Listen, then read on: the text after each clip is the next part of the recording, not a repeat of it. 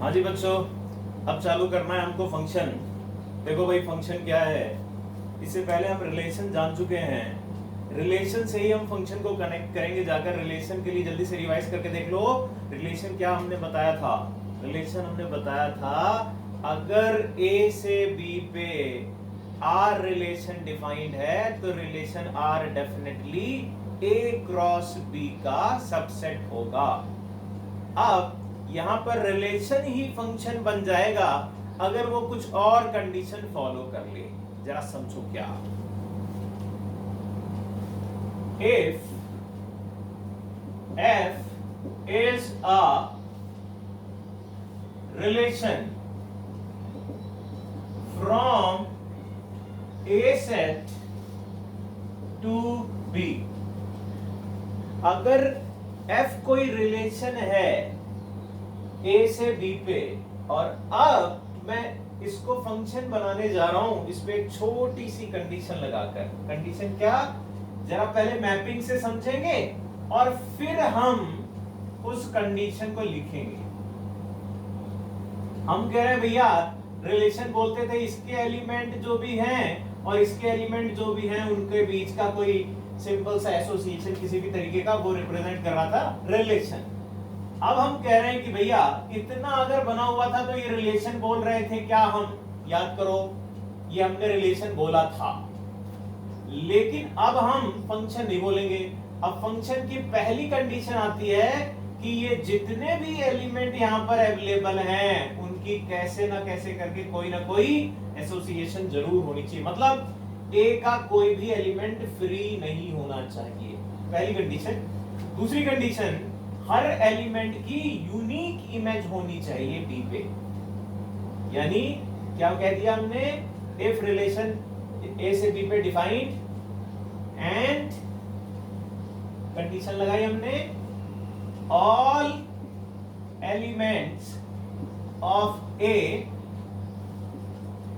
Must as image on set B and it should be unique. It should be unique. ये है definition. Then f is a function. क्या कहा हमने? हमने ये कहा कि एक फंक्शन ही एक रिलेशन ही फंक्शन बन जाएगा। कब बन जाएगा? जबकि पहले वाले सेट, ये पहला वाला सेट ए सेट है, इसके हर एक एलिमेंट की इमेज मिले। और दूसरी बात, वो जो इमेज मिले मस्ट बी यूनिक, यूनिक मिले। अगर ऐसा होगा तो वो जो रिलेशन था वो फंक्शन बन जाएगा, जैसा कि यहां चित्र में मैंने बनाया। अब कुछ मैपिंग से ही इनका डिस्टिंक्शन क्रिएट करते हैं। जरा देखना, मैंने एक मैपिंग बनाई, ये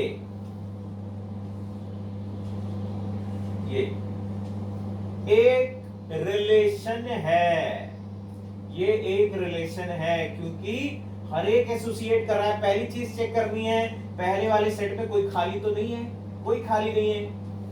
और दूसरे के साथ जब एसोसिएशन कर रहा है तो एक ही इमेज मिलनी चाहिए, यूनिक इमेज मिलनी चाहिए, एक की दो इमेज नहीं मिलनी चाहिए। इसलिए ये है। अगर मैं इस तरीके से बनाऊं, जरा गौर करेंगे, क्या ये आपका फंक्शन होगा? अब दो एलिमेंट है, दोनों एसोसिएट कर रहे हैं, ये वाली बात तो फुलफिल हो रही है। लेकिन दूसरी बात जो मैंने बोली कि हर एक की यूनिक इमेज होनी चाहिए, तो भैया इसकी यूनिक इमेज नहीं है, एक की दो इमेज आ गई, ये गलत बात है। ये आपका फंक्शन नहीं होगा, रिलेशन स्टिल रिलेशन कहलाएगा। फिर अगली बात, फिर देखो यहां पर एग्जांपल बना रहे हैं, जरा गौर करिएगा। मैंने इस तरीके से बनाया,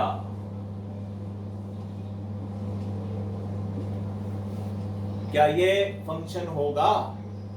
अब हर एक की इमेज मिल रही है, पहली कंडीशन फुलफिल है। दूसरी बात, अगर आप देखोगे हर एक की यूनिक इमेज मिल रही है, इसकी भी एक ही इमेज मिली, इसकी भी एक ही इमेज मिली, इसकी भी एक इमेज मिली, तो ये आपका फंक्शन है। अब ध्यान देना दो बातें, यहां पर दो छोटी बातें ध्यान दीजिएगा। पहली चीज, यहां पर अगर 1 से 2 पे एसोसिएशन हो रहा था, यहां 2 से 1 पे एसोसिएशन हो रहा है। 1 से 2 पे नहीं हो सकता, 2 से 1 पे हो सकता है। मतलब एक मैनी एलिमेंट के साथ एसोसिएट नहीं कर सकता, लेकिन मैनी एलिमेंट वन एलिमेंट के साथ एसोसिएट कर सकते हैं। दूसरी बात, यहां पर एलिमेंट फ्री है, वो हो सकता है, कोई टेंशन नहीं। क्यों? मैंने दूसरे सेट के लिए कोई कंडीशन नहीं बोली है। ठीक, एक और बताओ, छोटा सा यहां बना रहे हैं, छोटा सा यहां बना रहे हैं, जरा बताइएगा।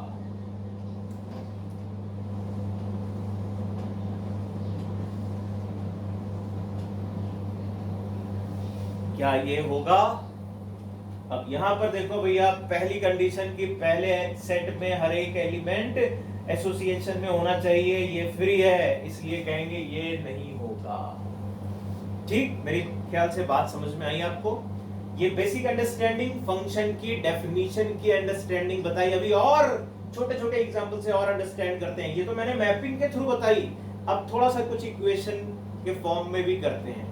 सो देखो भाई, आ गया क्या है, यहां पर मैंने ए और बी बनाया हुआ है, जरा बहुत छोटा सा एग्जांपल लिया है, और एक पता नहीं ये फंक्शन है, रिलेशन है, क्या है, लेकिन ए से बी तक डिफाइन कर रहे हैं। अब आपसे मैंने पूछा, ये जो भी कुछ लिखा है fx, क्या ये आपका फंक्शन है या नहीं है?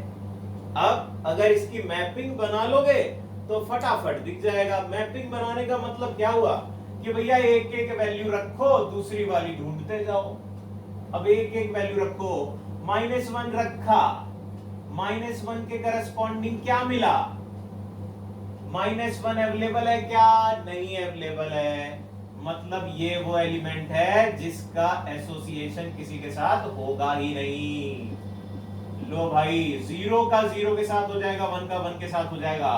अब सीन ये रह गया कि एक फ्री रह गया, यानी कहोगे ये एग्जाम्पल आपका फंक्शन नहीं था, रिलेशन था, रिलेशन था। असमझ नहीं? फिर यहां लिख देते, जगह है अभी। अगला, y इज इक्वल टू, मैंने x रूट ले लिया, और अब मैंने a फंक्शन डिफाइन किया आपका 0 1 4, ए सेट, और बी सेट डिफाइन किया मैंने 0 1 -1 2 -2। क्या ये आपका फंक्शन है? ये जो मैंने लिखा हुआ है, ये ए टू बी डिफाइन किया है, ए से बी के लिए ही बात कर रहे हैं अभी। अब जरा बताएं, होगा? अब देखो जरा फिर से, ए से बी पे अगर डिफाइन कर रहे हो तो सिंपल सी बात है, मैपिंग बनाओ 0 1 4, अपने आप दिख जाएंगी बातें, अपने आप दिख जाएंगी। 0 रखोगे क्या मिलेगा बेटा? 0, मैप हो गया। 1 रखोगे क्या मिलेगा बेटा? 1, मैप हो गया। 4 रखोगे क्या मिलेगा? 4 रखोगे क्या मिलेगा? केवल 2। ध्यान दो, हर एक रख के कोई ना कोई यूनिक इमेज मिल रही है। इसके अलावा और एलिमेंट है यहाँ पर -1 भी है, यहाँ -2 भी है। अच्छा, एक बहुत खतरनाक वाला कंफ्यूजन आप लोगों के दिमाग में चलता है, क्या कि 4 का रूट तो भैया +-2 होता है। ऐसा होता है क्या? कि भाई ऐसा नहीं होता है। अगर किसी की खोपड़ी में ये चल रहा हो तो भैया अपने दिमाग से गंदगी साफ करो, ये नहीं होता है। √4 is still 2, nothing else। x² अगर 4 है तो x की वैल्यू होती है +-2। दोनों में अंतर है, ये दिमाग में रखना, ठीक है? तो एक और करते हैं। जो देखो क्या निकल रहा है भाई, यहां पर इस बार a से b पे डिफाइन किया है, फिर से वो फंक्शन जो ऊपर लिखा गया था वो फंक्शन है या रिलेशन, वो आइडेंटिफाई करना है, हमें आइडेंटिफाई करना है। जरा फिर वही काम कर लेते हैं, मैपिंग सेट करेंगे, अपने आप खोपड़ी चलेगी। 1 0 1 4 0 1 -1 2 -2 0 रखो, क्या मिला? 0 मिला। 1 रखो 1 रखो 1 रखो यहां पर, तो क्या मिला? +-1 मिला भैया, बाहर प्लस माइनस लगा था। 4 रखोगे तो +-2 मिलेगा। क्या ये फंक्शन है? ना जी, ये फंक्शन नहीं है, केवल एक रिलेशन है। ठीक, मेरे ख्याल से ये छोटे छोटे एग्जांपल से आपको अंडरस्टैंडिंग हुई होगी कि फंक्शन क्या, रिलेशन क्या। ठीक, एक और अप्रोच है, जरा इसमें देखते हैं जल्दी से। देखो जरा, अभी हम ये देखने जा रहे हैं कि अगर ग्राफ से मेरे को ढूंढना हो फंक्शन कोई है या नहीं है तो कैसे ढूंढा जाए, ये बड़ी जरूरी बात है, क्योंकि आगे चल के हम ग्राफ की डिपेंडेंसी ज्यादा बनती जाएगी, इसलिए ये वाली अंडरस्टैंडिंग हमारे लिए बहुत जरूरी है। सपोज मैं आपसे कहता हूं कि y = x लिखा हुआ है और ये कोई रियल नंबर से रियल नंबर पे डिफाइंड है, रियल टू रियल मैंने डिफाइन कर दिया। तो इसका चित्र अगर बनाओगे तो इस तरीके से बनता है, या मैपिंग करो तो भी मेरे को समझ में आता है। यहां पर कुछ रखा है, यहां पर कुछ रखा है, यहां 1 रखा तो 1, यहां 2 रखा तो 2, ऐसे करके मैप होता जाएगा सारे के सारे। तो ये बहुत सिंपल सा ग्राफ बनता नजर आ रहा है। एक दूसरा ग्राफ बनाऊंगा, फिर जनरल अप्रोच लूंगा। अगर मैं यहां पर y = x² का ग्राफ बनाऊं तो ग्राफ ये बनता है। यहां पर भी मैं कुछ x रख रहा हूं तो कुछ y मिलता जा रहा है। जरा देखना, चीज को मैं जनरलाइज करने जा रहा हूं। कब ये फंक्शन नहीं होगा? ये फंक्शन अब भी है, एक x रखा है, एक y मिला। हालांकि यहां पर दो चीजें हैं, अगर x1 रखा x2 रखा तो मुझे y1 मिला। तो ये कौन सा है, सीन कौन सा है? अगर आप देखो x1 x2 एसोसिएट कर रहा है y1 से। मैंने बताया था 2 या 2 से ज्यादा सिंगल से एसोसिएट कर सकते हैं, लेकिन इसी कंडीशन पे अगर कुछ उल्टा हो गया, देखो क्या उल्टा हो गया। कोई ग्राफ गया और ऐसे हो गया, ये कर्व था। अब अगर यहां पर लाइन प्लॉट कर रहा हूं इस जगह, तो ये x1 है, लेकिन इसके करस्पॉन्डिंग ये मिल रहा है y1 और यहां पर कोई मिल रहा है y2। अगर इसको मैपिंग में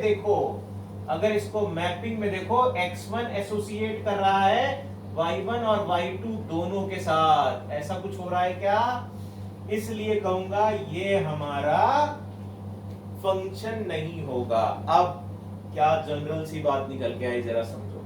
जनरल सी बात ये निकल के आई, जब भी कभी किसी भी कर्व में अगर मैं कोई लाइन प्लॉट कर रहा हूं परपेंडिकुलर टू x एक्सिस, और वो अगर कर्व को एक से ज्यादा बार कट कर रही है, यहां एक से ज्यादा कट कर रही है, तो अगर एक से ज्यादा कट कर रही है मतलब एक ही x के लिए एक से ज्यादा y आ गए, यानी क्या हो गया? इस तरीके की डिजाइन, यानी वो आपका फंक्शन नहीं रहा।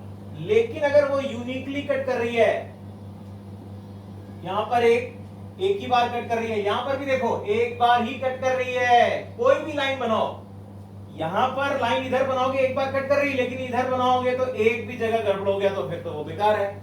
इसलिए हम कहेंगे इस तरीके के ग्राफ जिसमें कि पैरेलल टू y एक्सिस या perpendicular to x axis line plot करें और वो एक से ज्यादा बार कट करेगी, तो फिर वो फंक्शन नहीं होगा। ये नोट बनाकर नीचे अपनी नोटबुक में लिख लो। ठीक, बात समझ में आई?